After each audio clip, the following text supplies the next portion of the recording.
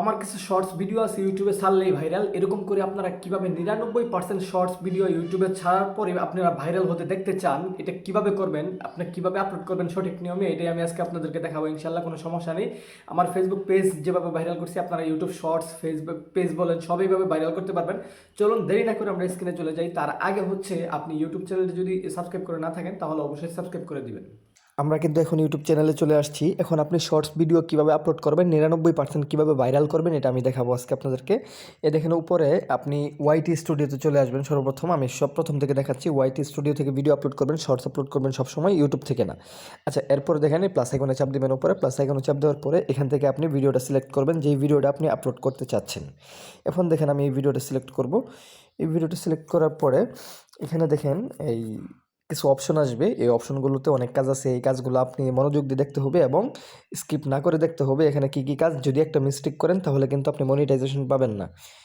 দেখেন নিচে একটা অপশন আছে, এই অপশনে একটা চাপ দিবেন। চাপ দেওয়ার পরে সবার উপরে চাপ দিবেন, কারণ আপনার এটা কিন্তু এআই দিয়ে বানানো কন্টেন্ট। এই কারণে আপনি যেটা দিয়ে বানান, যদি এআই দিয়ে বানাই থাকেন তাহলে ইয়েস দিবেন, আর যদি এআই রিলেটেড না হয় তাহলে নো দিবেন। আমারটা এআই দিয়ে বানানো, এই জন্য ইয়েস দিলাম। এখন ক্যাটাগরি অবশ্যই সুন্দর করে ঠিকমতো সিলেক্ট করতে হবে। ক্যাটাগরি যদি সিলেক্ট না করেন তাহলে কিন্তু ভাইরাল হবে না। এরপরে আমি এটা দেবো ফিল্ম অ্যান্ড অ্যানিমেশন। এরপরে আমাদের কাজ হচ্ছে এখান থেকে বের হব। ঠিক আছে, এখানে দেওয়া শেষ, এখান থেকে বের হব। বের হয়ে এখন দেখেন এই যে এখানে আনলিস্টেড করা, আমি এখানে যদি একটা চাপ দিই, দেখেন আপনারা কখনো পাবলিক দিয়ে রাখবেন না, আনলিস্টেড দিয়ে রাখবেন। আনলিস্টেড দিয়ে এটা পাবলিক করবেন। এখন দেখাই আমি, এখানে আমি কিছু একটা লিখব, শরীর কিভাবে সুস্থ রাখবেন, সুস্থ রাখবেন। এখন এখানে আমি কয়টা হ্যাশট্যাগ দিব, হ্যাশট্যাগ দিয়ে দিচ্ছি ফর ইউ। এরপরে ইউটিউব শর্ট, ওয়াইটি শর্ট এরকম দিয়ে তারপরে আমি আপলোড করে দিব ভিডিওটা। ভিডিওটা এই নিয়মে আপলোড করতে হবে। একটু যদি এদিক সেদিক করেন তাহলে ভাইরাল হবে না। আচ্ছা, একটা ভিডিও আমার আগে থেকে আপলোড করা আছে, 18 ঘন্টা হয়ে গেছে। এটা আমি এখন আপলোড ছেড়ে দিই।